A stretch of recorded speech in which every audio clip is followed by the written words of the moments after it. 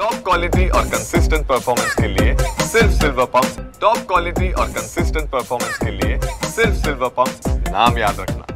धुळ्याचे माजी आमदार कुणाल बाबा पाटील हे 75 वर्षाच्या काँग्रेसची साथ सोडून आता भाजपमध्ये प्रवेश करणार आहेत आणि या प्रवेशाआधीच मुंबईमध्ये भाजपकडून मोठ्या प्रमाणात बॅनरबाजी करण्यात येत आहे। मी सध्या उभा आहे मुंबईच्या मंत्रालय परिसरात आणि आपण पाहू शकता या ठिकाणी भाजपकडून मोठ्या प्रमाणात बॅनरबाजी करत शक्ती प्रदर्शन या ठिकाणी करण्यात येत आहे।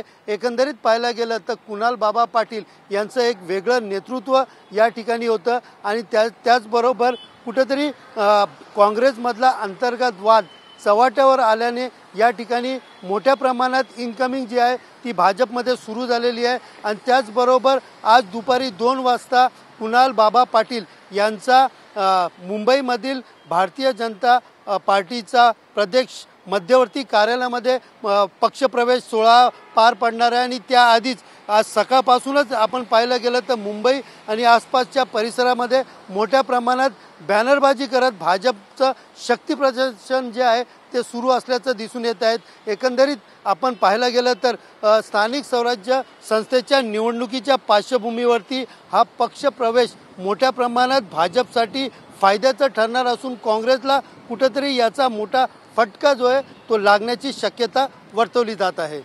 कॅमेरा पर्सन गणेश रहाटेसह सुनील जाधव, TV9 मराठी, मुंबई।